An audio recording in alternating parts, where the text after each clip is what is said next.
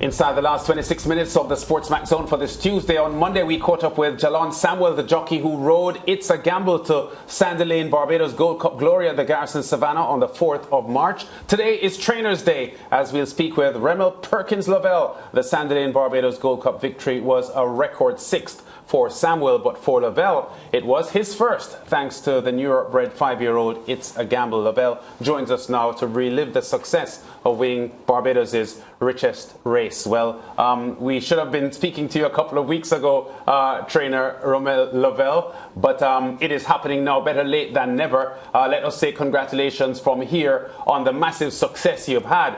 And just talk to us briefly, I think we're about 17 days on now from the success. How has it sunk in since then? And it's a race that everyone wants to win. Not only in Barbados, we see so many global big names going to the Garrison Savannah trying to win it. What has this success meant for you and your training career? Thanks, Lance, for having me here to represent myself and my team. It's huge. It's huge all in Southern Caribbean. You know, I've had congratulating notes from major trainers and from as far as Jamaica, Trinidad, all the guys from up north, all up the way, all up to from England all the way to Canada, New York, you know, Florida. Lots of guys have been calling in and sending congratulating notes. I mean, it's huge, you know. This is one of the reasons why you wake up in the morning and you come up early. You know, it's a childhood dream. Yeah. You had two entries in the event. Bodie Tap was setting the pace on the front end. Did you strategize for the race to run the way it did in the end?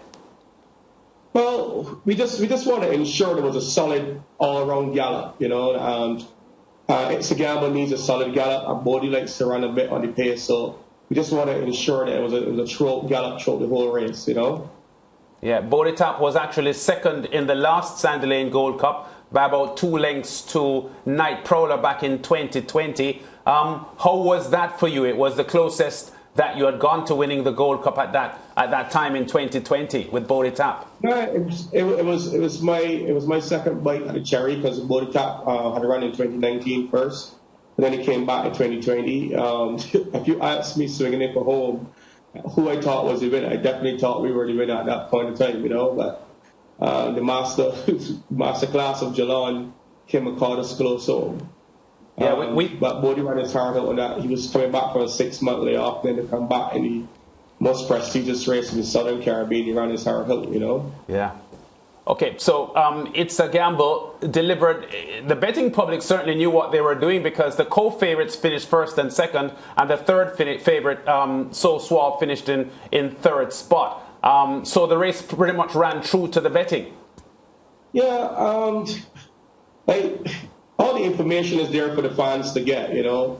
Once you know where to look for it, all the information, then Jalon would have carried some not so knowledgeable horse racing people who just bet on jockeys or colours or something. You know, Jalon is a household name here in Barbados, and he's known as Mr. Gold Cup, so he would have carried a bit of a fan base with him as well. How good is Jalon Samuel? Brilliant. He won one of the biggest races for me in my career this far. So, you know, I have to say he's absolutely brilliant. Yeah, we've had a couple of successful trainers in Barbados that went right through the gamut of the racing industry. I know Victor Cheeseman was a groom and assistant trainer before becoming champion trainer as well. Your history is pretty similar where you started from the base.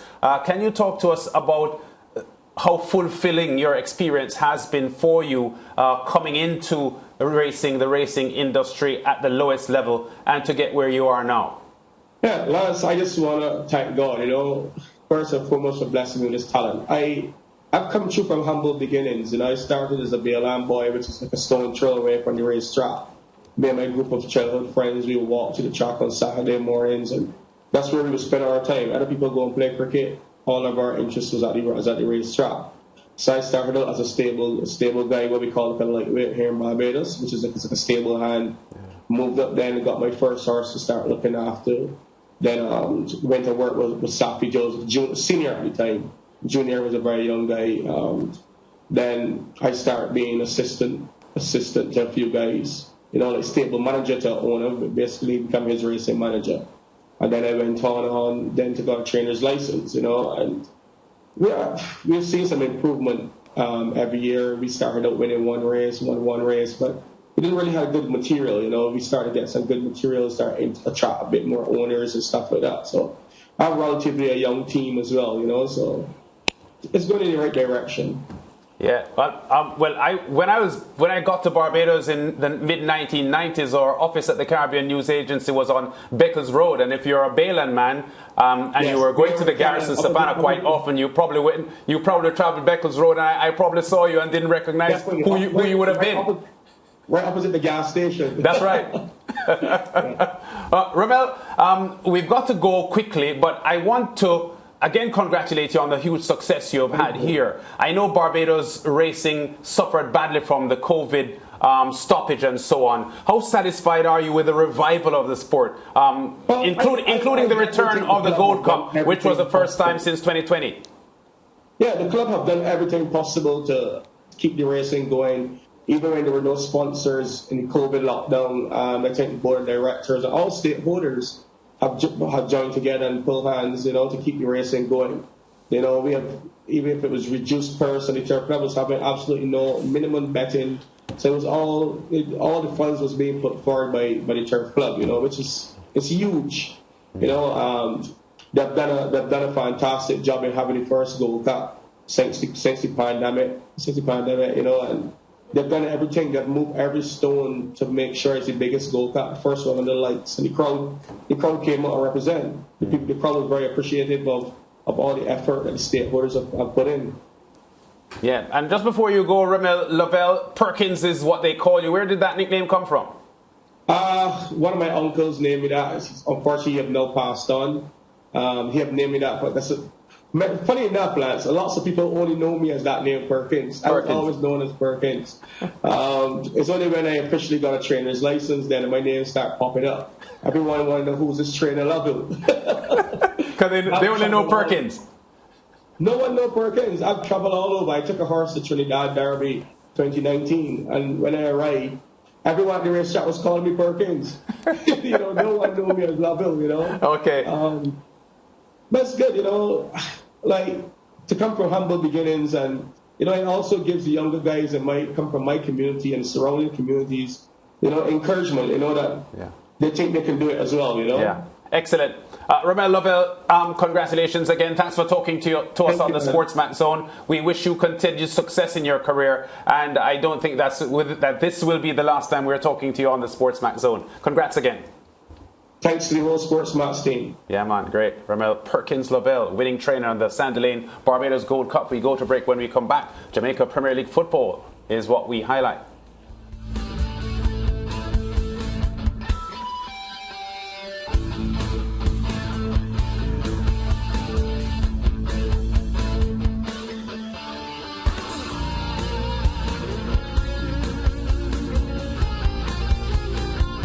Stay with SportsMax on YouTube and follow us on all social pages for updates, news and entertainment.